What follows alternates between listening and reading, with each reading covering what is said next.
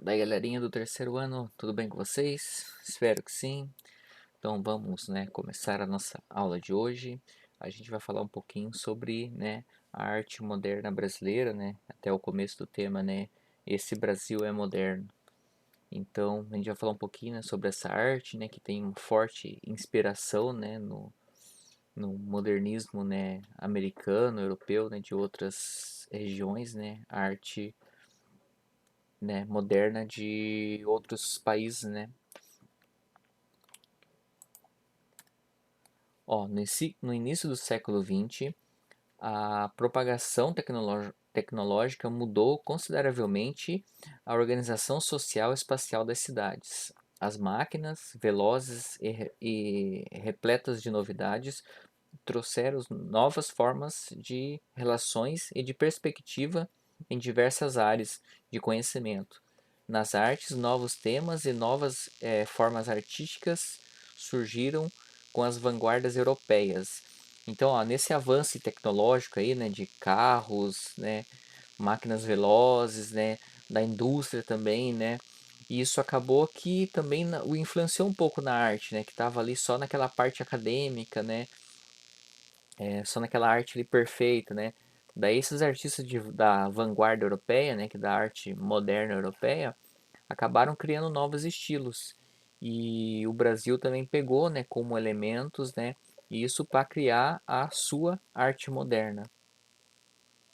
Ó, no Brasil, nesse período, a capital, Rio de Janeiro, e outras cidades como Manaus e São Paulo também passaram por mudanças na organização social após a implementação de fábricas e a chegada de imigrantes, especialmente da Europa, que vieram trabalhar nas indústrias. Então, ó, essas cidades, acabaram também ali se adaptando, melhorando, para receber esses imigrantes, essas indústrias, que começou a ser centros mais populosos, e, e por essa facilidade das indústrias, de criar produtos com mais velocidade, então o comércio também era maior, então com isso as cidades tinham que acabar se ampliando, implementando. Os automóveis de passeio ganharam as ruas, que se transformaram em grandes avenidas. As casas passaram a ser construídas com materiais industrializados e ter novos desenhos. Em São Paulo e Rio de Janeiro foram abertos diversos espaços culturais e algumas salas de cinema. Então, ó, já começaram a construir salas, casas, com produtos industrializados, que antes era praticamente ela feita ali, de pedras, algumas vezes até de barro, as casas mais simples, então eles começaram a desenvolver casas ali com produtos industrializados, dessa parte evolutiva. E São Paulo e Rio, nesse tempo, já começou a ganhar espaços culturais, para mostras culturais, espaços de pintura e também algumas salas de cinema. Aqui a gente tem uma foto, de uma parte principal aí, de uma avenida, no Rio de Janeiro, nesse início. Pode ver, que aí são amplas calçadas, a avenida também foi ampliada, para ter um espaço maior de circulação dos carros, porque muitos locais às vezes são planejados, que não dá para fazer essa adaptação. Na Europa mesmo, por causa da época medieval, muitas construções foram feitas com ruas estreitas e daí só hoje em dia só caminham pessoas, porque não foi pensado em veículos. Mas muitos desses locais aqui no Brasil, ainda conseguiram, adaptar para deixar esse espaço, grande, para locomoção, de veículos, as calçadas aí também, feito mosaico, com as pedrinhas, formando alguns desenhos, bem característico aí da parte europeia, um pouco utilizando das ideias, dos europeus. O Rio de Janeiro passou por diversas reformas urbanísticas, inspiradas em modelos da capital francesa. Então, eles vieram com um exemplo aí de algumas dessas melhorias aí na cidade, com a capital da França, Paris. Ó, foram ampliadas ruas e construídas praças e importantes espaços culturais, como o Teatro Municipal e o Museu Nacional de Belas Artes e a Biblioteca Nacional. Então, ó, nesse período foram criados aí, esses espaços, que são muito importantes, para a parte cultural. O comportamento das pessoas nas ruas também sofreram influências europeias, traduzindo a procura pelo espírito livre do período. Essa foi a época de Gabriele Benhur Chanel, né, que é conhecida como uma marca, né, bem conhecida aí, né, Coco Chanel, estilista francesa que se tornou mundialmente conhecida por inovar o vestuário feminino, causando polêmica e fazendo sucesso. As roupas leves e elegantes facilitavam a movimentação da dança Charleston, também que são outros, né, referência aí, né, vindo de outros países. Essa dança mesmo ela tem a referência, né, dos Estados Unidos, mas com os escravos, né, afro-americanas. E essa dança, né, com essa roupa, né, que a marca, né, fazia aí, né, Coco Chanel, são roupas mais leves, era mais fácil de dançar, né, que antes era um vestidão pesado, né, uma roupa diferente. Então ela inovou, mas causando polêmica também, né, que algumas roupas um pouco mais curtas, né, causou muita polêmica na época, mas também foram, né, evoluindo e desenvolvendo. Aqui tem uma imagem, né, delas dançando, né, o Charleston, né, que podia ser dançado solo, em dupla ou em grupos, e sempre de forma vigorosa, né, era uma dança assim bem movimentada, né, e eles jogavam jogando as pernas, uma hora para um lado, uma hora para o outro, né. É, então esse aqui ir para frente, para trás, né, com os braços se movendo, né, na direção oposta, né. Por exemplo, jogava a perna de um lado e o braço também. Então era uma dança assim bem movimentada. Então com as roupas mais leves era mais fácil, né, de dançá-las. Ó, a arte moderna desafiando o bom gosto, influenciados pela ideia de modernidade introduzida, né, em diversos setores da sociedade brasileira, um grupo de artistas propôs mudança no contexto artístico, na tentativa de introduzir novas ideias que contribuíssem para o desenvolvimento do país. Muitos jovens, filhos da elite brasileira ou participantes de concursos promovidos principalmente pela Academia Imperial de Belas Artes, passaram a estudar no exterior. Quando retornaram da Europa, inspirados nas vanguardas na arte moderna europeia, vanguardas artísticas, com ideias de renovação, criaram uma nova arte no Brasil. Procuraram abolir a perfeição estética predominante nas obras do século XIX e ainda muito apreciada pela elite brasileira, desenvolvendo uma arte com identidade própria e liberdade de expressão.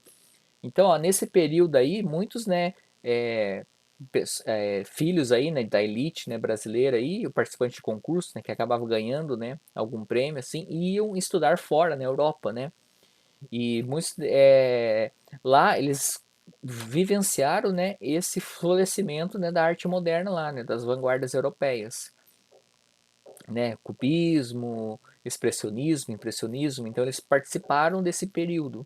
E aqui no Brasil ainda era muito apreciado, né? Era praticamente a arte que tinha aqui, que era, né, estudado aí na Academia Imperial de Belas Artes, né? É a arte clássica lá, né? O desenho perfeito, com toda a sombra, com todos os detalhes, né? Como fosse tirar uma fotografia, né? Era tudo perfeito, né? Não tinha nada assim de diferente do que se estava ali retratando, né? Da pessoa, ou de um cenário, ou de um lugar. Então, esse estilo de arte que eles trouxeram, né, como ideia para desenvolver aqui, dava mais liberdade para eles e também, né, de expressão, com uma identidade própria, né, com cores assim diferentes, contrastes diferentes. Algumas não usavam os mesmos tons de pele, usava tons diferentes. O contorno também, às vezes era o contorno muitos grossos, às vezes não tinha nem contorno. Então varia bastante nesse tipo, né, de arte. Ó, em 1913, o pintor italiano Lazar Segal fez uma exposição expressionista de grande repercussão, sendo considerada a primeira exposição nesse estilo no Brasil. Então, ó, aí já foi um ponto forte do início, né, dessa arte, né,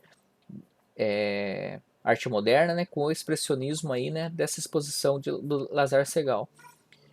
Entre 12 de dezembro de 1917 e 11 de janeiro de 1918, foi realizada em São Paulo a exposição de pintura moderna de Anita Malfatti, considerado um marco histórico na arte brasileira. Anita expôs 53 obras de própria autoria e também alguns trabalhos de artistas internacionais ligados ao movimento da vanguarda artística, né, lá da Europa.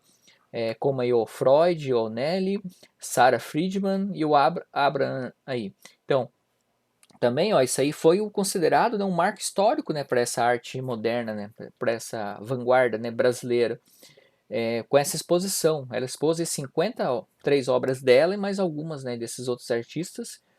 E então aí, só que aí teve dois, né, caminhos aí que a gente vai ver a seguir.